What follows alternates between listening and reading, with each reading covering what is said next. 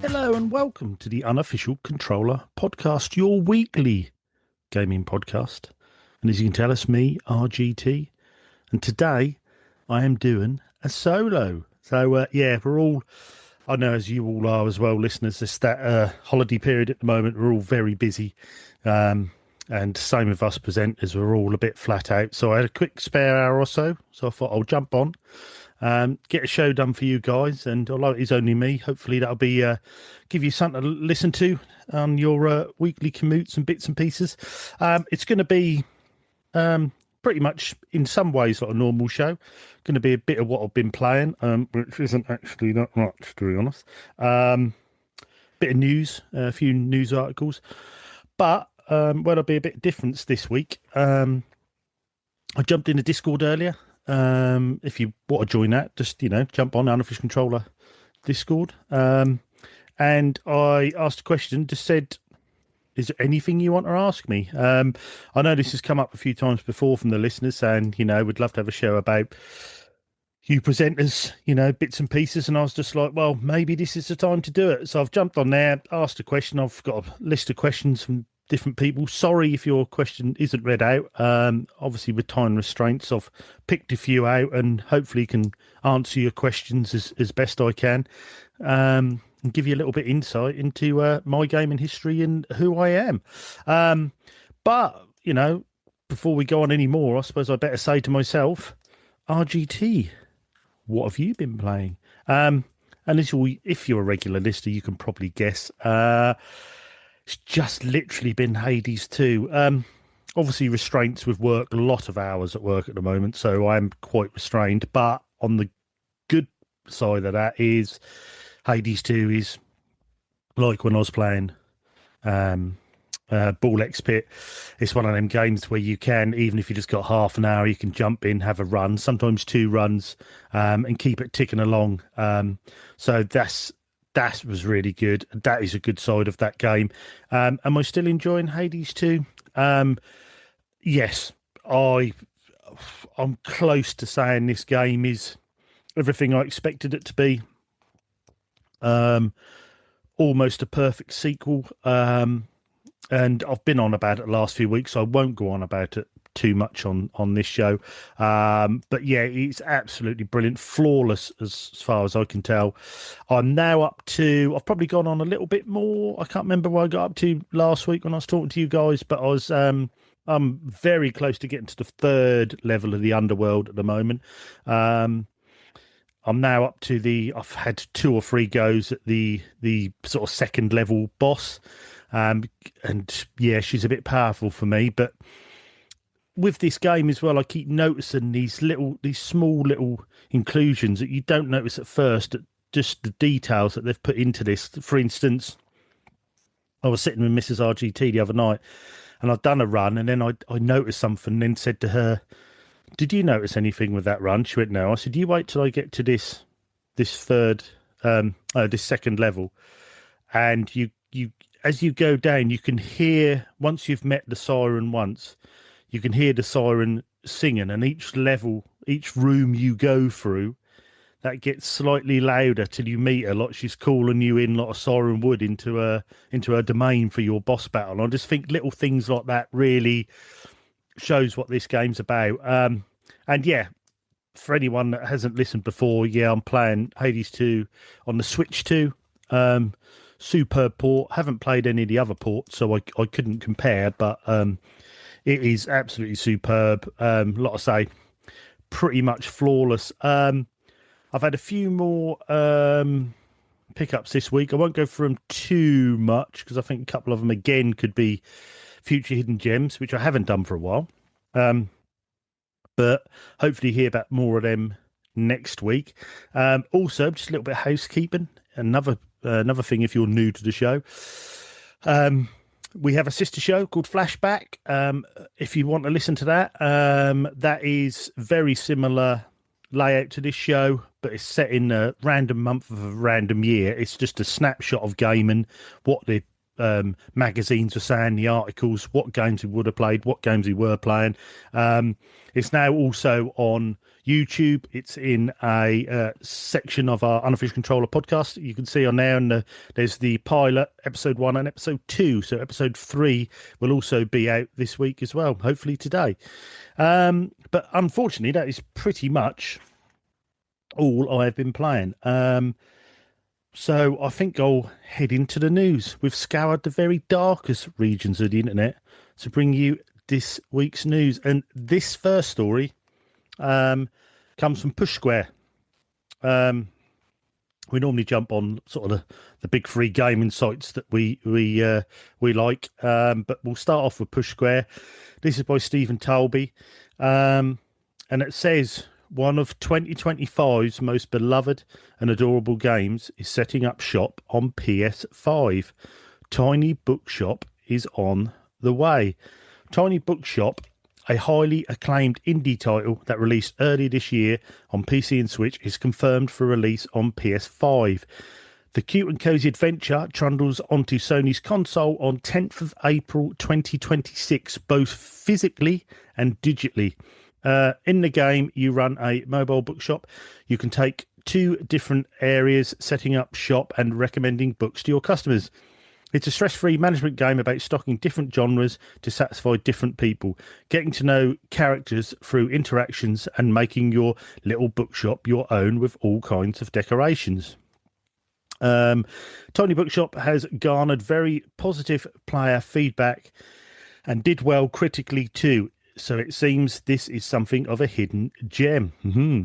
It's still a little while before the game is available on PS5, but as mentioned, it's coming to physical retail as well.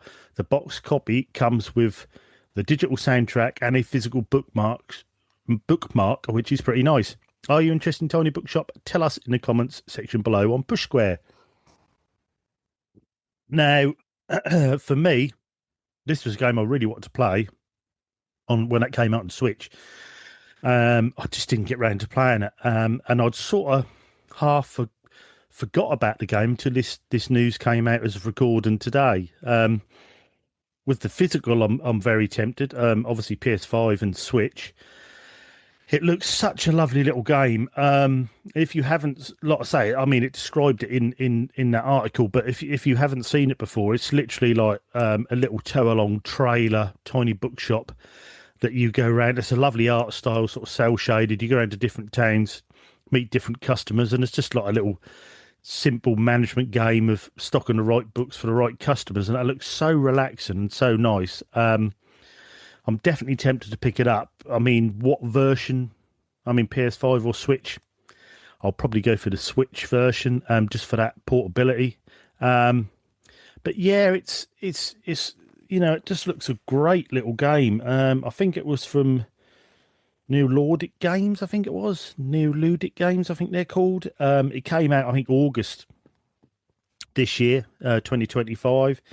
I don't think it was too. I think it was around about $15 when it came out, $20. So it wasn't too expensive. But it's sometimes nice just to have those little chilled games in the background, those little relaxing games that you haven't got to think too much for. You haven't got to have these button mash and game craze bosses on there. You can just have a chilled out experience.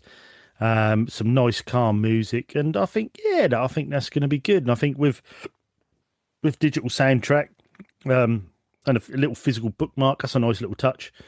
And I think it'll be worth keeping an eye out for when that comes out, and maybe, like I say, picking that up. I mean, I nearly did buy that on digital on release, but now coming physical, I think is something that I will. If I can, I'll probably pre-order, because that's a great little one to have in the background on the Switch. Next up. Stay with us. We'll be right back. Ever wondered what a rhythm-based stealth game with dinosaurs might look like? Or a farming sim in space with zombies? Welcome to the Gaming Blender podcast. I'm Matt, and with my co-host Scott, we take a random game genre and random game mechanics, blend them all up, and pitch wild, totally hypothetical games you've never heard of, and maybe shouldn't. New episodes every other week. Hit play and unleash your inner game dev. No coding required. Search the Gaming Blender on your favourite podcast app now.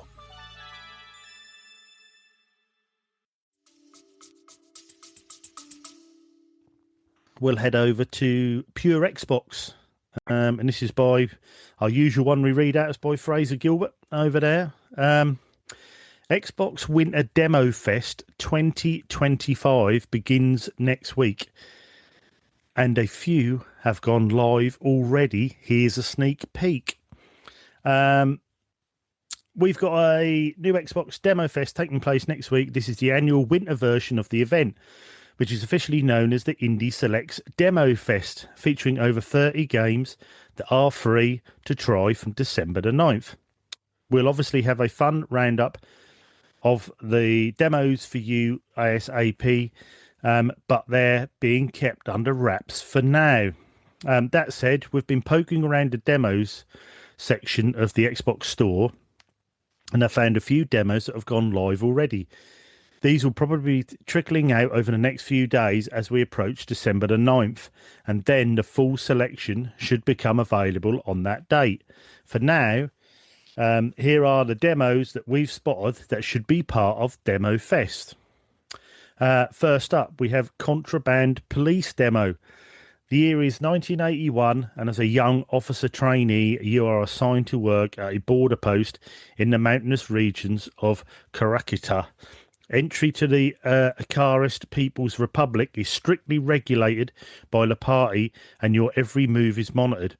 The situation at the border escalates when your comrade is killed during one of the interventions. Well, that sounds interesting. There's quite a few of these sort of police simulators about at the moment, and they do sort of intrigue me a little bit. Next up, we have Froggy Hate Snow demo. Strange name. In this demo, you are Froggy, a determined survivor in a hostile snowy desert. Dig paths through the snow to discover treasures, battle eerie creatures, and adapt in a world where warmth is survival and the freezing temperatures aren't the only thing that can kill. From that title, I didn't think that would be anything like that, so that sounds very interesting. Next up, we have Crystalla demo. Crystalla is a dark fantasy action RPG that invites you into the role of a magically gifted feline warrior on a quest to master the ancient magics of the sacred crystals. That sounds quite good, especially as an RPG and sort of fantasy RPG. Sounds very interesting. And then we've got Mega Battle demo. Build your deck and your robot. Fight with strategy and don't die. Roguelike style, a unique and fun game where you create your own character and develop a one-of-a-kind way to fight. A couple of notes about these. The Froggy Hate Snow demo appears to be a console exclusive on the Xbox as things stand, while Contraband Police is a game that's been selling well since its Xbox release in early November, racking up a 4.9 out of 5 rating on the Xbox store and even reaching the top paid Xbox charts over the past month. Stay tuned to Pure Xbox for the rest. We'll be back on either Monday night or Tuesday to share the full list of games in the Xbox Winter Demo Fest 2025. Those 4 above are playable right now, though, so feel free to give them a try. Yeah, brilliant again from Pure Xbox, because I've obviously been delving in and just sort of going into the store, trying to find out what is now coming in this Demo Fest. And I think it's a great thing, really, these demo fests, because obviously back in my day when we were buying magazines, right back from Spectrums up to, me Amiga and bits like that, and you got cover discs and used to have demos on there. It was a great way to sample games, try out games, and although that died off a bit, sort of 7th gen onwards, that sort of died away. I think nowadays it seems to be making a bit of a comeback with the online stores, with like the PS Store and Xbox, and even Nintendo these demos, or as PlayStation calls them, trials. There's quite a few there now that just gives you that insight, and that's nice now, especially, I mean, yeah, we know games are 60, 70, the big titles, 80, bucks. So to have this little insight and have to little go on the game first, just to see how you get on with it. And I think a lot of as well now is that you play these games on the demos, you have a go, and a lot of the time it will then take your progress over for when you get the full game, which is good. I think like Harvestella, one of my favourite all-time games, done that. And I just think that's a nice way of doing it, because you can then carry that story on, and it is good. But yeah, there's some interesting ones there. Like I said, Contraband Police demo sounds quite interesting. It's almost got that sort of, I don't know, it's that police simulator sort of. I wonder if, I'm not sure myself if it's FPS, but it looks quite interesting, and I wonder where the story goes with that. I mean, that Froggy Hate Snow demo, that seems good as well, where you've, dig paths to survive through the snow. That seems quite good, and, survival game again. The Crystalla fantasy action RPG seems good, although there's not a lot about it. It just seems that sort of, dark fantasy RPG seems very interesting, almost sort of Skyrim or something like that. Sounds quite interesting. Obviously, it probably won't be nowhere near as big as that, but definitely interesting. And then Mega Battle demo, build your deck and your robots. I take it that's more sort of a strategy deck building roguelike, which is quite unique. Maybe that's sort of taken the style of Balatro, that sort of thing, with the deck side of it. And yeah, looks interesting, and be interesting to see going forward what else they have come up in this Winter Demo Fest. Definitely keep an eye on Pure Xbox. Keep dropping on their weekly news to see any updates on that, and what other games they're going to be showing. But yeah, very, very interesting. Next up, we have Nintendo Life, and that's the trifecta, as we say. This is quite a big story, but I thought it'd be interesting to cover, because it's by Gavin Lane, who I believe he's editor there at Nintendo Life. But he's done quite a big piece here about Switch 2, and the headline is Talking Point. 6 months since launch, how would you rate the Switch 2, the half year in review? I thought it was worth bringing this up because me and George obviously are Switch 2 owners, and I know a few people in Discord have Switch 2s. I know a few people are thinking of getting Switch 2s but haven't yet, so I thought this might sort of hit with a few people. And this also has a little sort of mini survey on here as well. So if you jump over to Nintendo Life and search this article, you can sort of put your views across on how you feel the system is after 6 months, and your views of it, and sort of going forward. But the article starts with Friday 5th December marks the 6-month mark for Nintendo's sequel system. Launching back in June, the earliest adopters among us have now been living with the console for half a year. Blimey. It seems like only yesterday we were all speculating about the follow-up to Switch 1. Would it launch in 2022, 2023 or 2024? Yes, Switch 2 has been in our minds for years, and it feels surreal to have possessed the thing for 6 months now. So before we get into the annual Game of the Year madness, now's a good time to look back, take stock and briefly discuss how we're getting on with the Switch Part 2. You'll find some polls below, which is, like I said, go over to Nintendo Life, related to the hardware itself, the software lineup, and how you'd rate the whole shebang now, and the final marquee first-party game of the year. And now that the final marquee first-party game of the year is out in the wild. It's Metroid, if you somehow hadn't noticed all the articles with Samus in the lead image. Let's start with the system itself, now that the new hardware smell has worn off. Picking up my launch day console, I'm happy to say my initial impressions, as chronicled by my hardware review back in mid-June, still hold true. Having gone back to Switch 1 for review purposes a few times in the last few months, the older console feels so very, very slow. My heart still goes out to the OLED screen, but besides the novelty of it being slightly smaller, there's nothing about the first console I miss. He goes on to say, Switch 2 came in very hot, with a launch day update essentially activating it, and various system updates have refined things on the firmware side. My Joy-Cons are still functioning perfectly, which should be a given, but the spectre of drift lingers, as does the pile of useless OG Joy-Cons in the cupboard.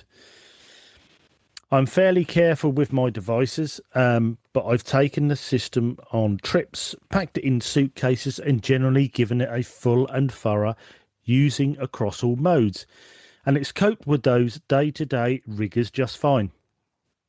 User reports about a faulty or malfunctioning LAN port in the dock are disappointing, although it's not a problem anymore on Team Nintendo Life has run into.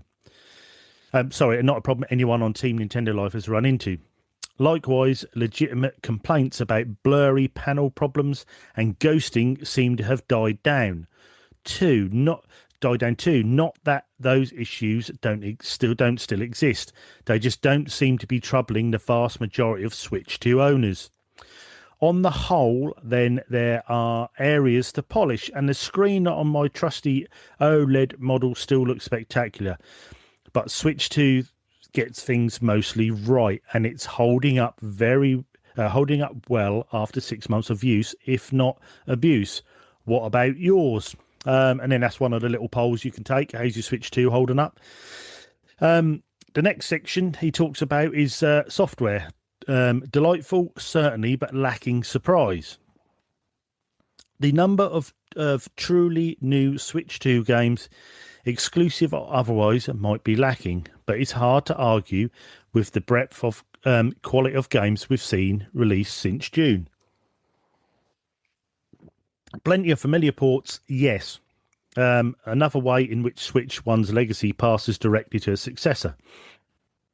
But with 25 games in the launch lineup, is there anything to grouse about on the consumer side, really? Perhaps Mario Kart World is a great game, but also just the new Mario Kart, not a genre-defining all-timer like Breath of the Wild or even Wii Sports. Despite the brilliance of Donkey Kong Bonanza, there's nothing just yet that you'd absolutely have to get a Switch 2 to play. Plenty of gems, some exquisite ports, and having them on a handheld hybrid is as convenient as ever, but the vast majority can be played elsewhere. Hades 2 and Metroid Prime 4, for example, both perform wonderfully on Switch 1. Backwards compatibility has been expanded with Nier Automata fixes incoming in a recent update, and NSO additions have kept trickling in. We're still waiting on 4 of the 10 announced GameCube editions to show up, but what's there is good stuff. So plenty to play, but how are you feeling? So there's another little vote to go on there to see how you feel about that. Then he goes on to say, how would you rate Switch 2 overall so far? We've briefly looked at the system and the software, but how are you feeling about your investment in the console? Any regrets? Any standout moments in your time with it so far? The future's looking bright, but let's get a numerical sit rep, and feel free to head into the comments if you'd like to go any further. And there's a final little one to vote on there. Now, that's a good little sort of review from Gavin there. I think me personally, as same with George, we bought day and date. We pre-ordered with Nintendo, and we got it on release day. The first impressions, I've loved it. I mean, I've spoke on the show and waxed lyrical about it. I think it's a brilliant system. I think the power of it and the graphics of it has really brought it up to speed. But like George says, by the time because they're releasing mid to end of this gen, they're sort of brought them up nearly level at the moment, but depending on what comes from Xbox, if anything comes from Xbox, and PS6 could knock it back a bit, but, we're not talking about the future. It's very, very good, I think. I know some people didn't think it was a leap enough. To me personally, I think it's a bigger leap than I thought. I mean, with the 4K, the bigger screen, although the Joy-Cons are supposedly the same, they feel much improved. I've got a Pro controller, Switch 2 Pro controller, which is fantastic. The smoothness of them analog sticks, playing Hades 2 on that is an absolute joy. They feel like they're up for the task, and it feels like a very, very well-built controller. It's got back buttons on as well if you want to use those or reprogram those, but just as a standard controller, it's fantastic. It's really took it close to me to the DualSense, which I think is the best all-time controller for what extras that has on it. It's took it very close to that. But overall, I think it's a great system that has really improved over the Switch 1 massively, but still kept what was good about the Switch 1. So yeah, after 6 months, I'm very pleased with it. Not to say that was talking about the hardware. Yes, I think it's really good. It's what I expected. It's just about perfect for me. Software-wise, yeah, I see what you're saying. We tend to get this with a lot of consoles in the first 6 months. Your first party stuff sort of drips out, not massively quickly.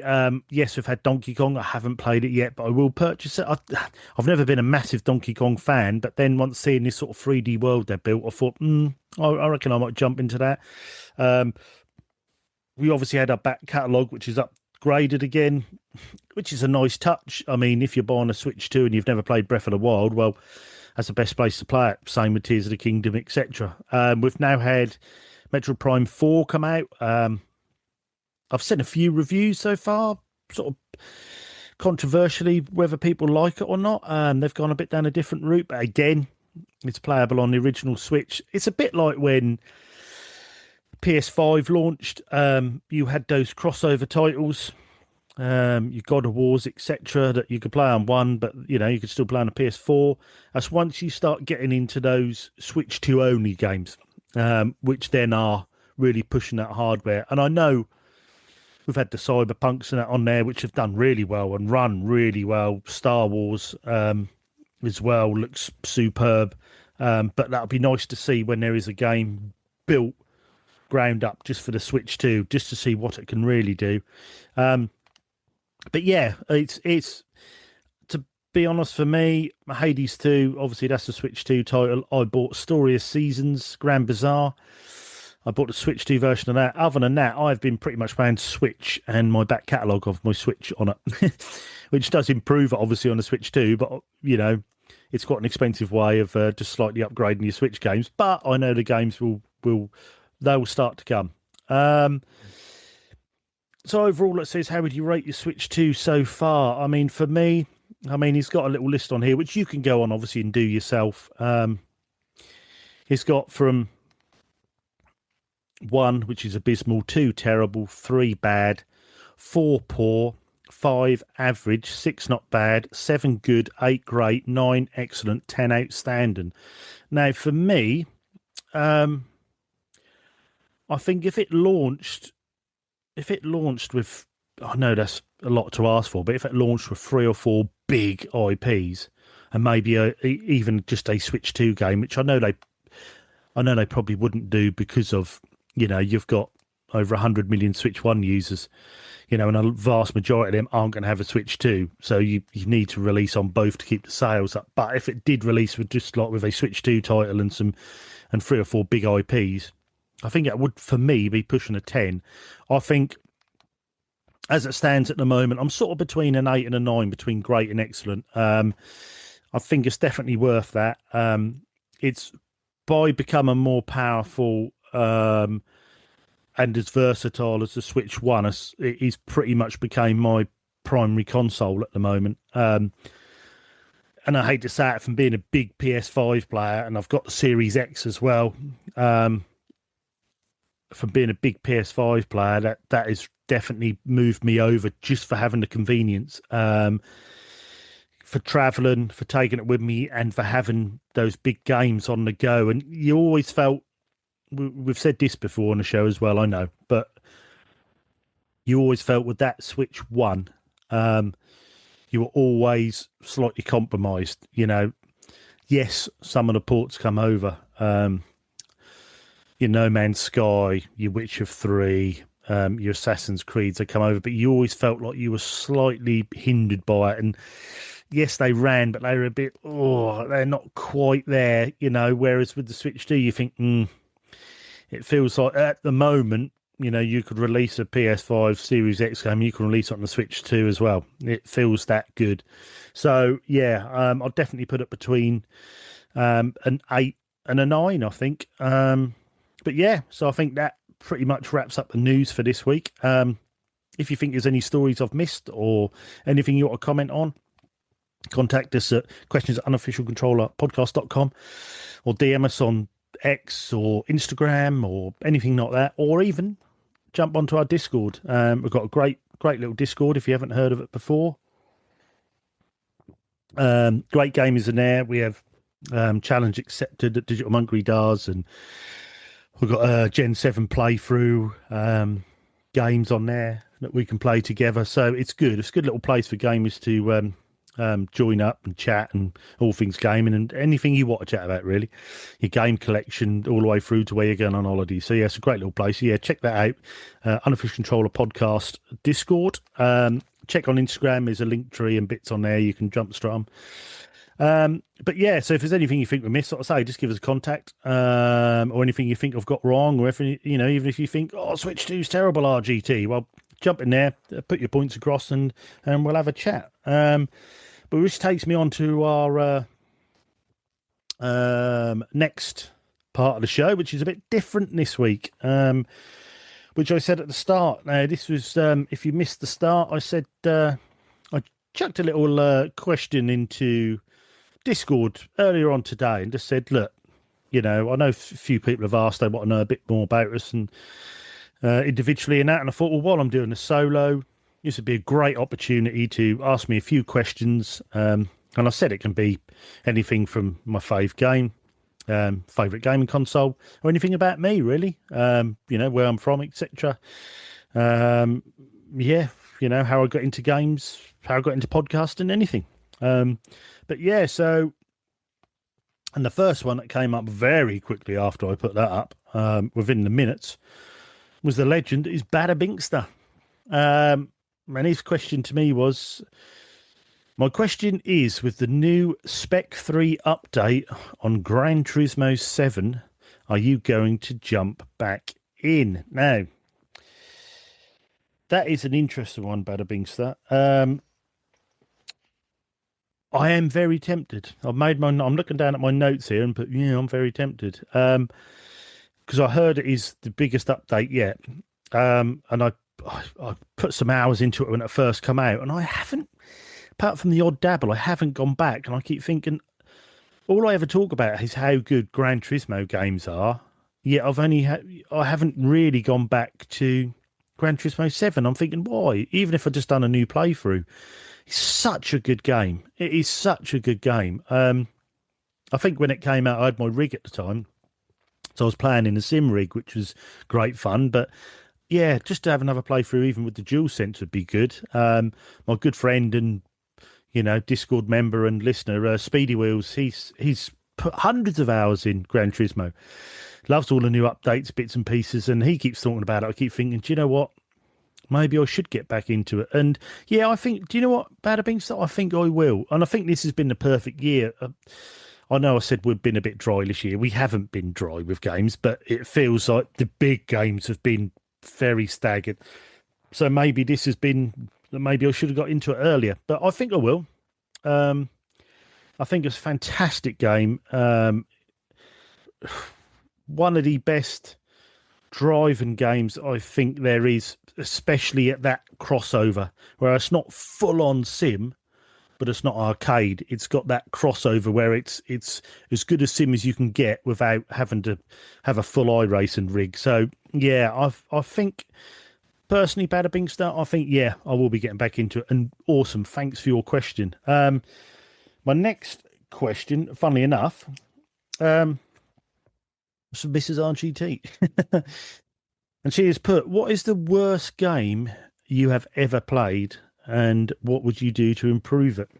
Now, this got the old grey matter thinking, because I was thinking, oh, God, how far do I go back? I mean, I know I've been disappointed with quite a few games. There's probably ones I'm forgetting, which I've just, my brain has pushed out because of how much I hated them. But I think I'm one of the ones that really, really grated on me was Grid Legends. I loved the Grid games when on PS3. Obviously, Codemasters, Grid 1 and 2 were fantastic racing games. Put so many hours into them. Really enjoyed them. And then, obviously, EA bought Codemasters, and I was just so worried that they were going to take it down their route. And with Grid Legends, for me, I know some people love the game, but for me, I just thought, no. They added that sort of career mode in with sort of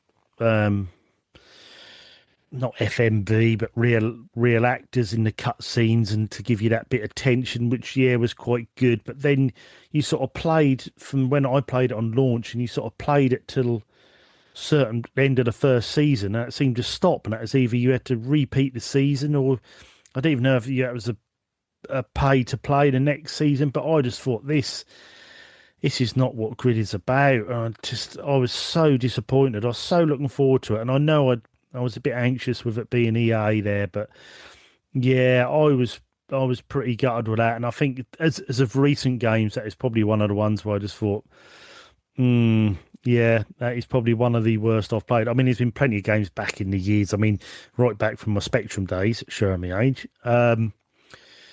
They were, I mean, for the younger listeners, when you had Spectrums over here in the UK, down on cassette tapes, and you'd have artwork on the back. Now, later games did say on them screenshots from C64 or Amiga or something like that. But when you were a young kid, you didn't tend to read those, so you'd get, say, Rambo or Terminator or something like that. You turn the case over, and oh, look at them graphics. You got home and loaded it up, and that was just monochrome or one color and color clash. And yeah, that weren't what was shown on that box. You had in your mind you're going to be playing this action movie, 80s action movie, and what you were doing is just dit. Yeah, and it could be disappointing. So I played plenty of games like that which were not what they were cracked up to be. They spent all the money on a license and didn't really put it into the production of the game. But yeah, for as of a more recent game, then yeah, Grid Legends definitely is one of the worst games I've played. And I know a lot of people probably won't agree with me on that, but for me, they destroyed the Grid name with that. Next up, we have Captain Scarlet, one of our newest subs and great guy on the Discord. He said first up, well, one of his first questions, he's asked a few, is what's your biggest gaming disappointment? Was there a game you were so hyped for that was absolute dross, new or retro? I've put a few down here, Captain, for you.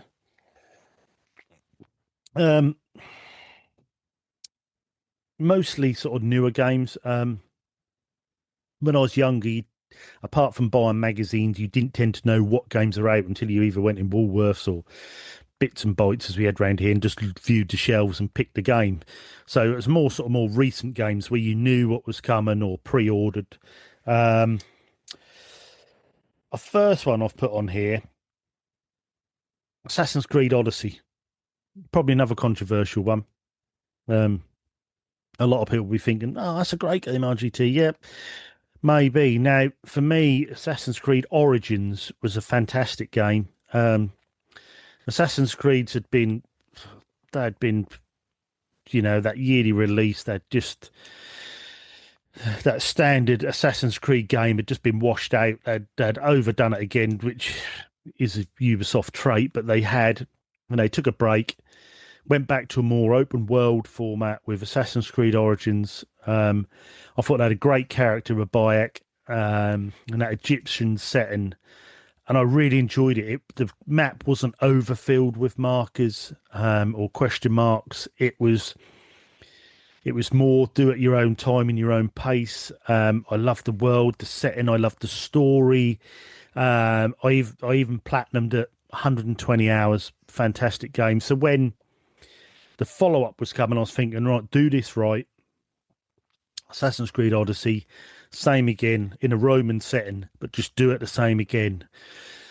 Got the game, fired it up, and within the first half hour, I knew this isn't for me. It was just packed with question marks, packed with fetch quests and side quests. Now I know people like them. Fine, if that's how you game, you game.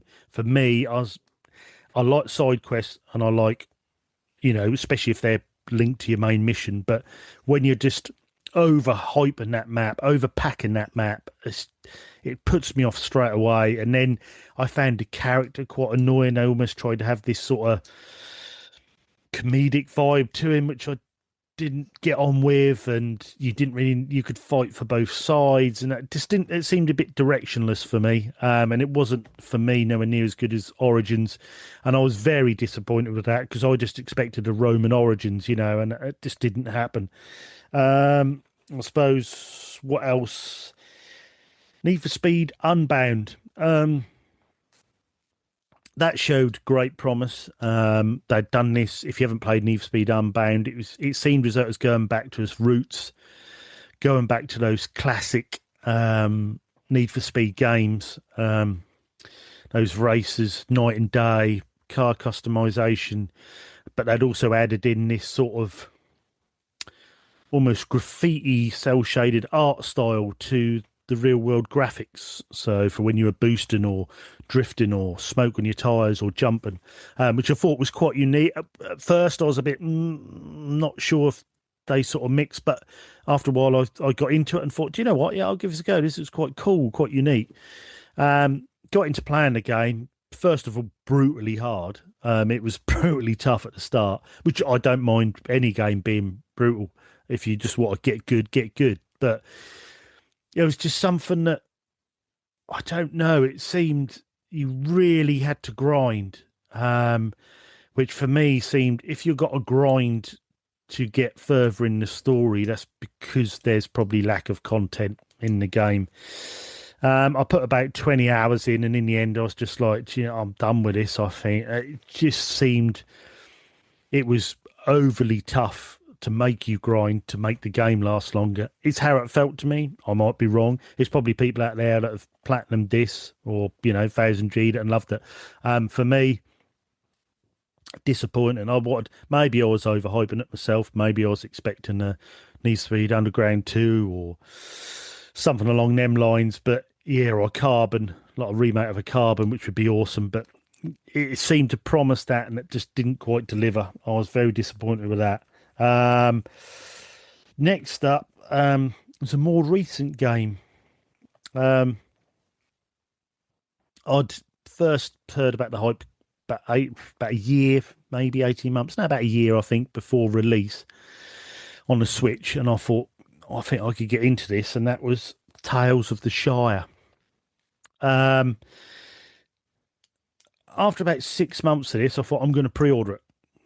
I fancied that sort of little hobbit village, the way the hobbits live. I just thought that looks really good, and being able to live in that world like Frodo and almost in a Stardew Animal Crossing way. I thought, yeah, I could get into this. I love that idea. They had the license. It looks great. But then once it got to about a month before this game coming out, it was starting to get a few rumours that all was not right with this game. And I kept thinking, do I keep my pre-order? Don't I? Do I keep my pre-order? And I cancelled my pre-order, and I'm glad I did.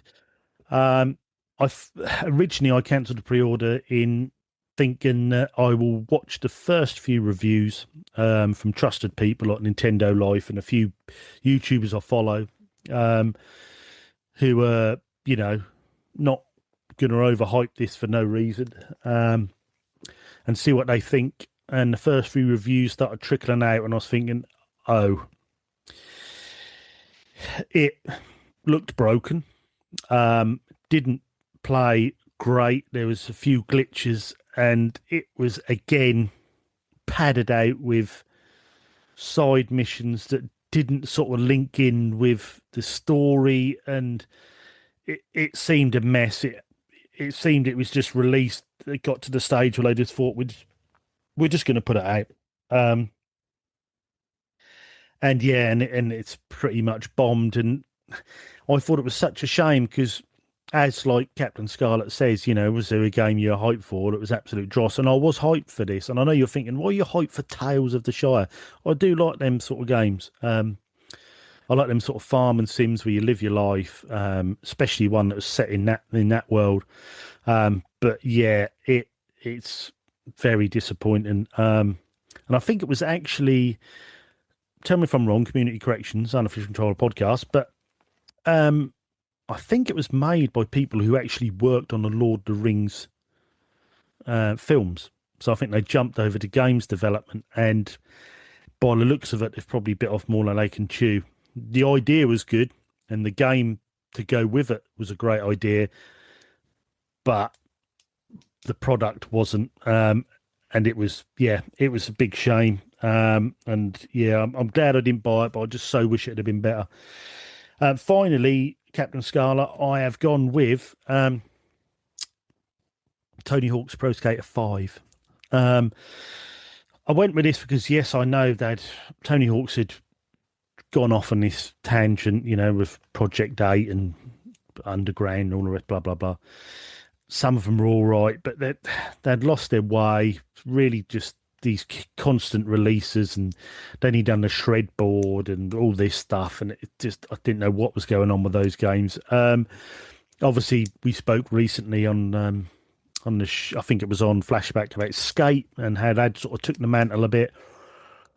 So when they announced Tony Hawk's Pro Skater 5, I thought, let's just go back to what 1, 2, and 3, and maybe even 4 were. Pro Skater, different levels, missions within them, your grinds, your collect skate, your videotapes, let's do it. Early footage I saw of it looked good. Again, it was like likeness to the skaters, but with cell shaded. Thought this would be good. Multiplayer as well, so you can play a pro skater with your friends. I thought, yeah, I'm on board with this. Spoke to my friends. I thought, yeah, we can get a lobby up and we can play Pro Skater 5. And so we bought it. And initially, playing together online, we had good fun. But after a while, you started sort of seeing these sort of glitches when you're doing certain tricks, and you thought, was that me or was that the game? And then you sort of realised the complete lack of content in it. And so it was the initial sort of buzz was you're playing, Tony Hawk's skater game with your mates, and you're all skating around together doing bits. But once you've done one mission, you've done them all, and the missions were really silly, like with beach balls and stuff, and it just didn't seem to make any sense. And then once it started really glitching, and once it started chucking me out of lobbies, and the game kept crashing, you just started thinking, this is a terrible, terrible version of a pro skater game, and something I really hoped would bring that sort of IP back. But no, it did not. It's awful. Definitely the worst skateboard game I've ever played. Now, later years, they've done the remakes of 1 and 2 and 3 and 4, which I've got. I bought the collector's edition with the decks. Brilliant. They've done a good job of those. Even 3 and 4 is a bit controversial with what's in it and what isn't. But yeah, that Tony Hawk's Pro Skater 5, no, that was disastrous. I've even still got the hard copy of it just so I can look every now and then and think, don't make the same mistake again. And another question now from Captain Scarlet is, your favourite game you've never played? So I would probably say he's meaning IPs here, some big IPs that I haven't played. I would probably go with. There's a few on here. People are going to be screaming at their radios or their their stereos saying, or their phones saying, "How have you never played these RGT?" But there's certain ones I haven't played. First up, I'm going to go with the Gears series, Gears of War. I've dabbled with the first one, but I haven't gone through them, which I will. I've got the games. I've currently, if you listen to the show, you know I've been going over the last 18 months, 2 years, been going for the Halos, which I'm up to 4 because I never played those back in the day. Loving those, and my next after the Halos are played, it will be Gears of War.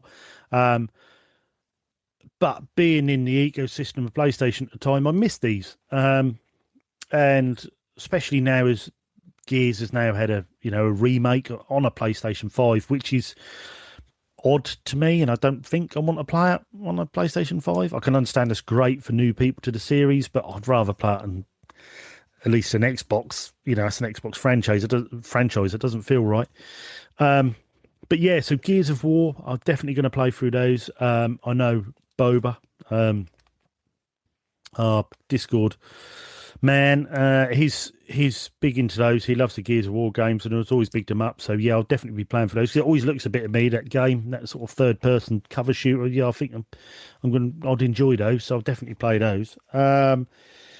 Also, I've got down here Final Fantasy. I've dabbled with Final Fantasies, but never really got into them. But I really want to. I mean, I've mentioned before, in that, especially in the PlayStation era, PS1, people were raved about 7 and 8 and 9, and I just, at the time, I just didn't really play turn-based games, so I never jumped into them. And now I look back and think, oh, I wish I'd have been on that hype train and, the love for Final Fantasy at the time. I've got the games, so I'm now trying to play them. I think recently I had to go at the Final Fantasy VII Remake, which I really enjoyed. I really need to go back and play that. That was good. And I played Final Fantasy 16. Now, I know that's not everyone's cup of tea. I put quite a few hours in that. I did enjoy it. I can understand it not being classed as sort of Final Fantasy. It's more of sort of a medieval, how do you put it, first-person sort of action sort of game. But I enjoyed it for what it was. I think a lot of people don't really class that as Final Fantasy, but I'd love to go back, play the originals on my PlayStation, and just get that feel from buzz for what that was like at the time and how people just absolutely loved those games. Next up, I've got the Castlevanias.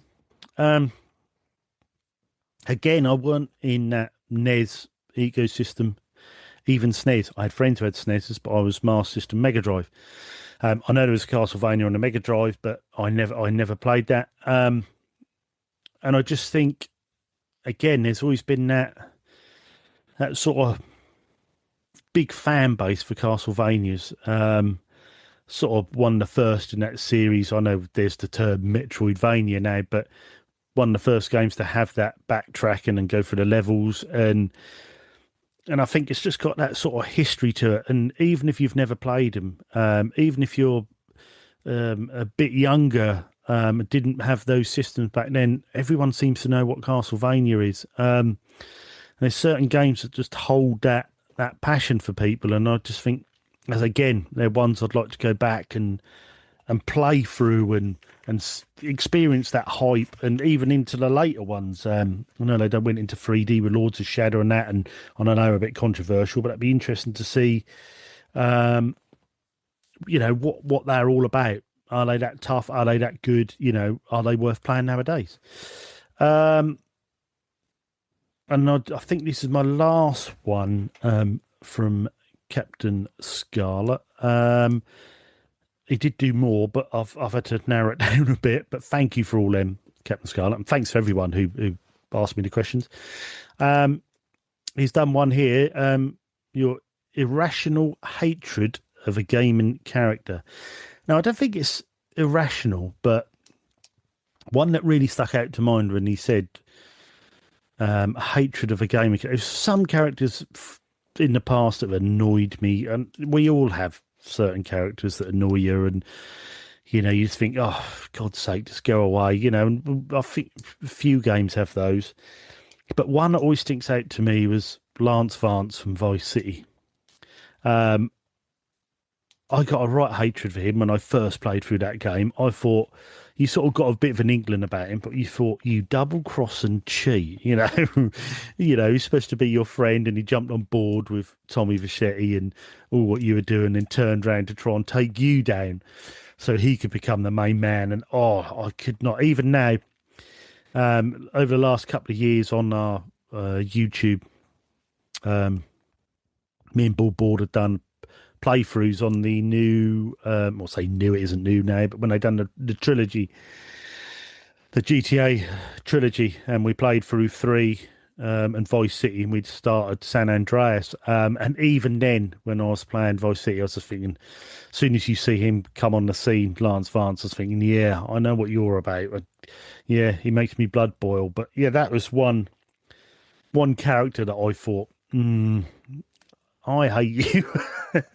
But then that proves how good the games are, if, you know, they want you to feel like that, and you do. But I'm sure there's many other characters I could go down over time that have either, especially irrational ones, that probably aren't meant to be horrible characters, but just annoy you. I suppose there was one a bit in, you'll have to forgive me, I can't remember the character's name, but in Xenoblade Chronicles X, you had this sort of creature, alien sort of creature that come along with you, and it sort of talked in this sort of cutesy voice, and after a while, you just thought, can you just talk normally, please?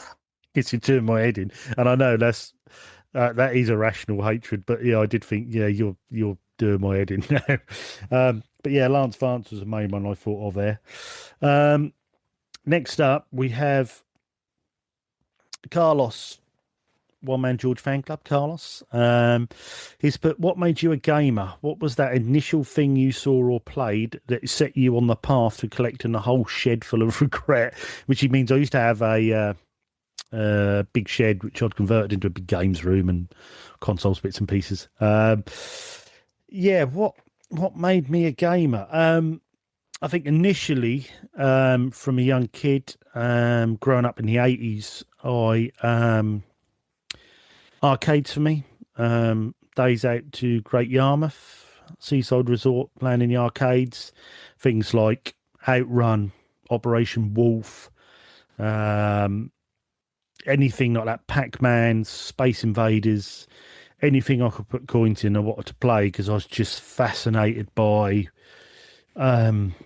these huge arcade games that I just found them brilliant. Anything like Chase HQ, driving games was brilliant. So I was mad on cars as a kid, so then you could actually feel like you were driving a car. Loved all those. Spy Hunters.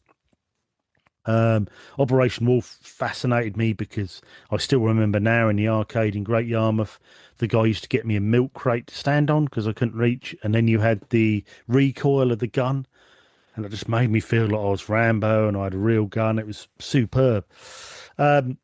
And then we had, in sort of early to mid-80s, we went to Tenerife. I've said this story probably 2 or 3 times on the show, but went to Tenerife. The hotel we were in had a proper little tabletop, double-sided tabletop arcade machine. And I just used all my, because we had a big heat wave there. It was probably too hot for us to be outside for a while. So I just used all my pesetas I could get off my parents, and that was Space Invaders. And I just sat down on the little table playing Space Invaders, and I just thought that was the best thing ever, trying to get to that next level. And I could still hear the noise in my head. That's how much that game sort of triggered me into gaming. And after that, when I come back, I sort of, my mum and dad funnily enough, got me a little TV Pong machine. Which me and my sister used to play on the on the big TV, the Ferguson in the living room, black and white. And then eventually one Christmas, I'd heard about Spectrums and was really wanting one. I had a few friends who had 48Ks, And then Mum and Dad got me the Action Pack 128K. This is when obviously Amstrad had taken over Spectrum. So that was an Amstrad one. Got it with a light gun Action Pack. And this sounds ridiculous now because people look back and think, that looks rubbish. But at the time, it was the thing to have. And we lived on a little estate where I live. And word got round that I had a Spectrum. And I've still got a photo somewhere of like 6 kids from the estate turning up, knocking on the door saying, "We've heard you've got a Spectrum. Can we come and play it with you?" It's incredible. There's just all 6 of us sitting around Mum and Dad's TV playing. And then my dad got into it because in the Action Pack was Bullseye, and he loved Bullseye, and we'd play darts with a light gun, and there were space shooters. And once I had that Spectrum, that was it, and friends started getting Spectrums, and friends had C64s. But my friends with Spectrums, we'd swap tapes and collect different games, and it was just a great era because it was just suddenly a new hobby, and my mum and dad were good with it, they'd sort of tie me with it. I'd also play outside and, play football a lot and go on our bikes, but we were allowed a certain amount of time a day on the computer, and it was brilliant. So I think that's probably my initial, thing that got me into games. And then once the Spectrum had sort of served its course, and then I was on to, that's when the consoles started coming. NESs weren't big over here in the UK, but the Master System was. And I got a Master System 2.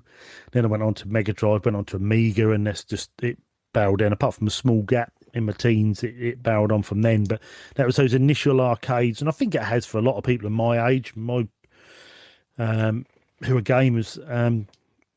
The arcades is where it started. And once Clive Sinclair and Commodore brought them into the home, and although they weren't the full arcade experience, you were able to play multiple of games on your TV. That the rest is history, and that just opened up to me, and I've loved it ever since. But yeah, great question, Carlos. Yeah, really good. That's nice going back over the old ground there and looking back. Next up, we had Boba. If you had to get rid of your entire gaming collection, but you could keep one console and its games, which one would it be? You're not allowed to cheat and pick one that plays multiple formats. Ooh, crafty. Because, I would probably have said when I read the first part of the question, I'd probably gone, strangely enough, for a Retron 5 just for how many options it gave me. But now I've got to think a bit more of a system with plenty on it. I think I'd probably go. It'd be maybe Gen 7, 8. I think PS3, Xbox 360, one of them would be good because of each system had the third-party stuff over, all the AAA stuff, but they had their good exclusives in. And it was a great era for gaming. And yes, I've said multiple times, but your Gen 7's probably for me the peak of what gaming was, And I think one of those would be good. But I think overall, saying that, I think I'd probably go PlayStation 4. And I say PlayStation 4 because of the vast library of games. And you haven't seemed to have got it on the PS5, even on the Series X. I don't seem to have that every day you can find a really good new game. It doesn't seem to be like that at the moment. But the PS4, I've got so many physical games that I love them all, from indies to, sort of triple A's to shooters to everything seemed to release. You had a bit of everything on there. Plus you had the remasters from that Gen 7 era with your Last of Us and GTAs and bits like that, so you could play those and Resident Evils and that. There was a lot of stuff that was good on that Gen 7 brought over to the PS4. So I think I'd probably go PS4 just for the vast library and the amount of great games that it had on it.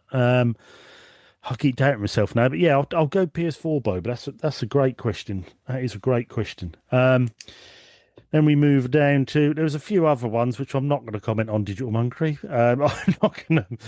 All I'll say to what his question was about, it had the word human centipede or words human centipede in, so I'm not going to mention that one. Rose Space Monk is up next.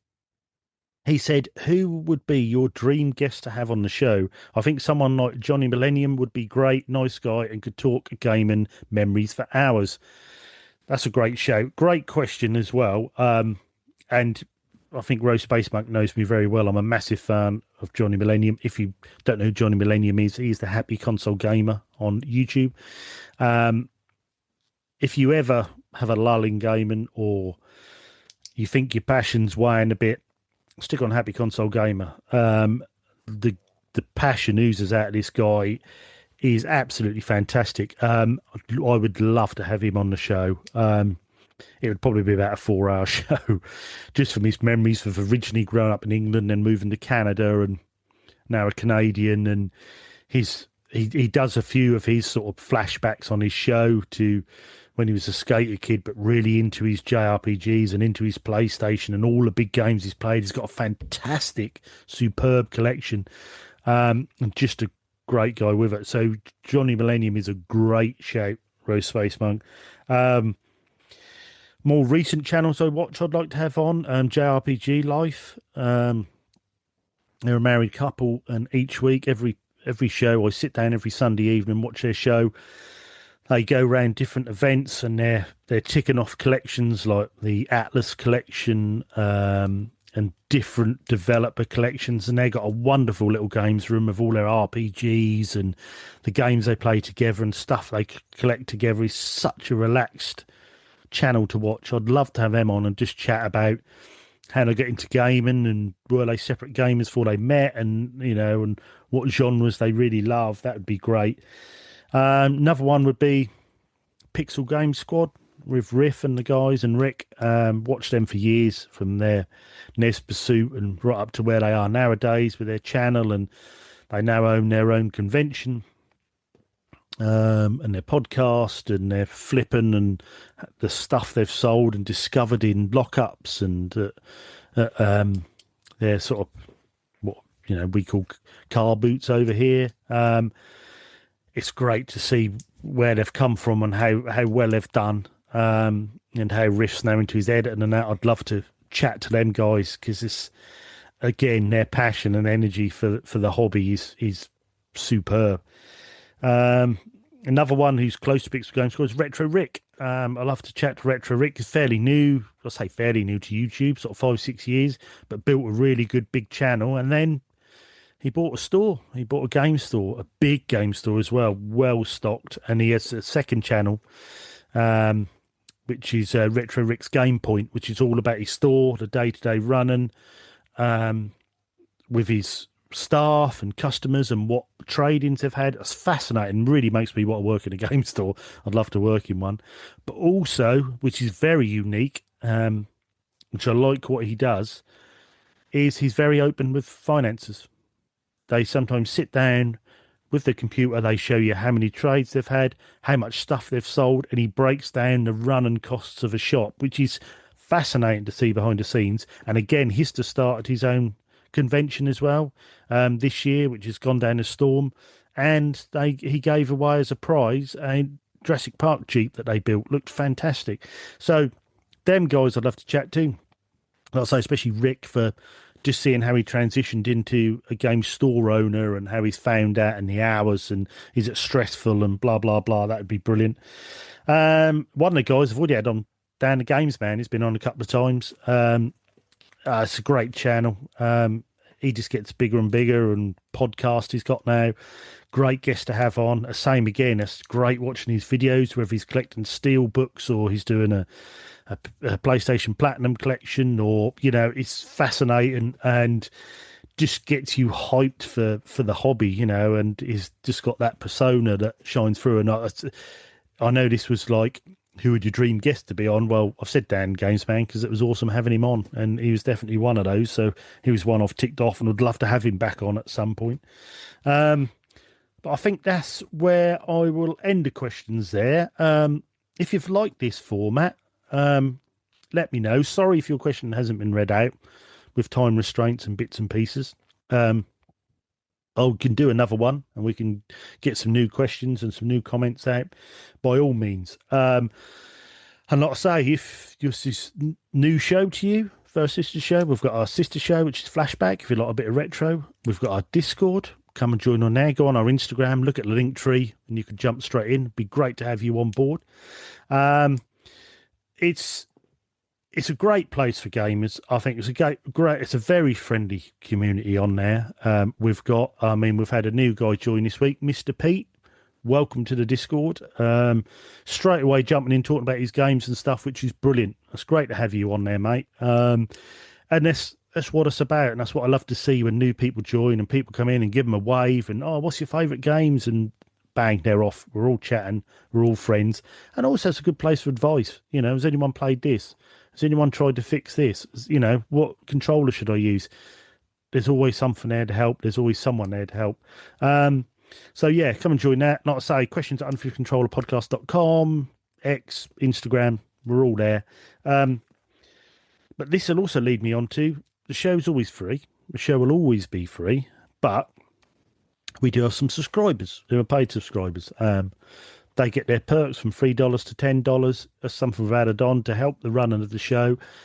And my God, does it help the running of the show? It is an absolute lifesaver.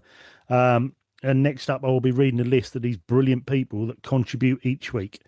If you ever feel like you're really enjoying the show and like, yeah, I'd like to help out, whatever your podcast provider is, if you go down to the bottom, you've got, subscribe to the show, support the show, click on that, and then you'll see on there where you can go on from the link tree. But don't worry, no one has to do that. Like I say, the show's always free, but if you do, there's little perks for each level you go at. And the perk that everyone gets is you get read out on the show. So I'll read these out. And first up, you've probably heard his name 2 or 3 times on this show, but it is Captain Scarlet. Thank you, mate. As always, we go back a little bit of a way there, don't we, Captain? But yeah, he's jumped in like he's been part of the show for years and part of the community. He's brilliant, brilliant on Discord. Really helping us out behind the scenes fantastically. And all I can say is thank you so much. It is very much appreciated. And enjoy your break, because I know you're away at the moment, so you have a fantastic time. Next up, we have the wonderful Retro Ed off of the YouTube.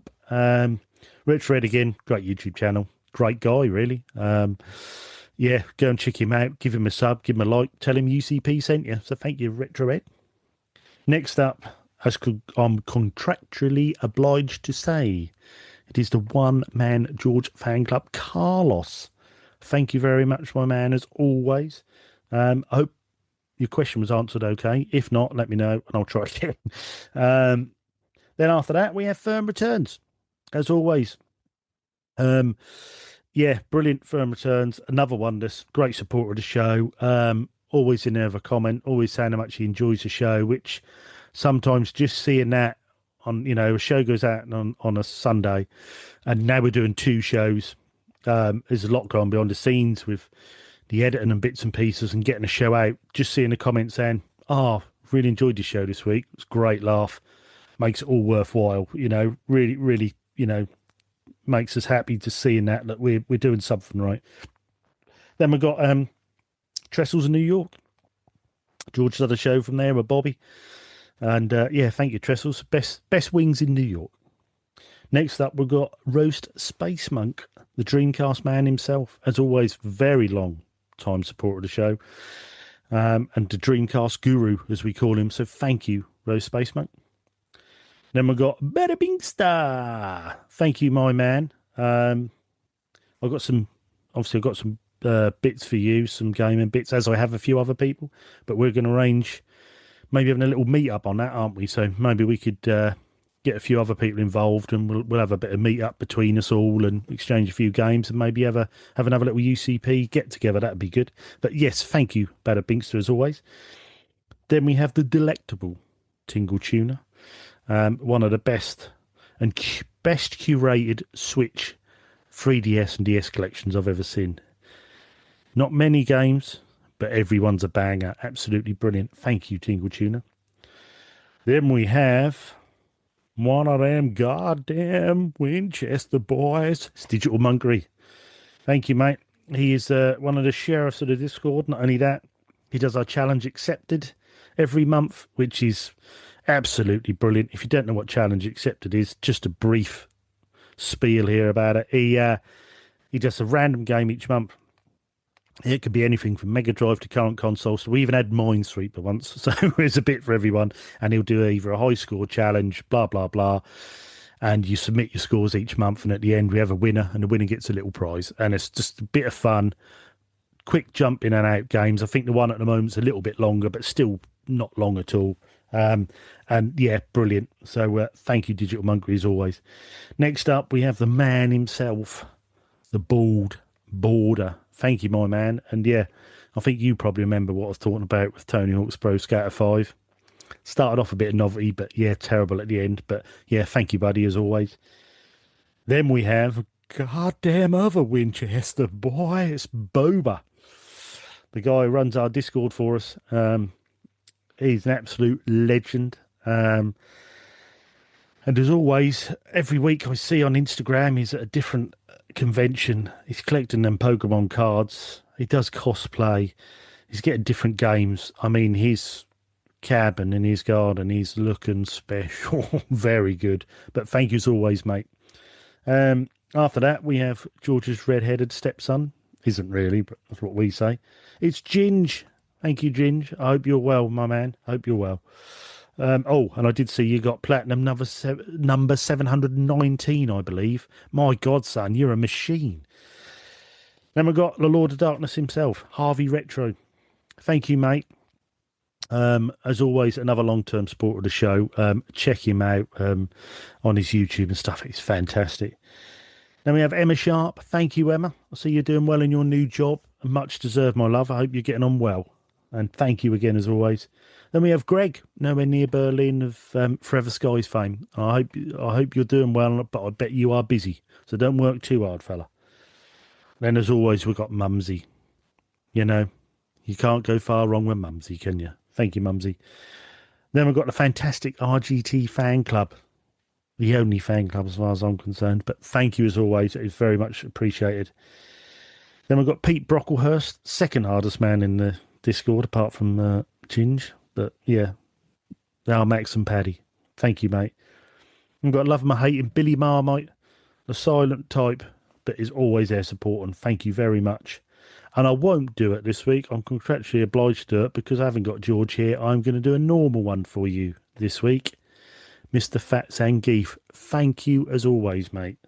And Fat Zangief is actually helping me with the Gen 7. So much obliged again as to help me pick those games and get them out. That's been absolutely fantastic fun. I'll get now on to what I'm hoping to play. Every week I keep saying I'm hoping to play this and hoping to play that, and just through the sheer hours of work I haven't been able to. But yes, obviously definitely more Hades 2. I really must get back into Halo 4, get some more of that played. I really need to get that done. And like I say, I've picked up a few more cartridges this week. Some ones I've been after, some retros, some SNES, Mega Drive. Need to get them playing. Hopefully, that might settle down a little bit, give me a little bit more time next week, I can play. But I think other than that, that's definitely just going to be Hades 2, I think. As always, I'd just like to say thanks for listening. Sorry it's only been a solo, but I hope it's been okay. I hope you liked the questions. And like I say, if there's something you think going forward you'd like to try this, maybe with George, with Seb, with Bobby, or with Scott, there's something we could do, maybe with a few of us in, and we could all answer the questions together. We'll just see if it's something you like or something we can do going forward. Thanks to everyone who contributed to it. That was really good. I didn't give you a lot of notice, but you responded very quick and gave me plenty of questions to answer. So thanks for listening. Thanks for downloading. Check out Flashback. Download that, which is now on YouTube as well. We had a few hiccups, but it's on there now. So if you like it on YouTube, go and give Unofficial Controller Podcast a sub and give that a listen. And I think we're about there, which just leaves me to say there's nothing wrong with being given the Unofficial Controller. That's what you do with it that counts. See you later, gamers. Goodbye.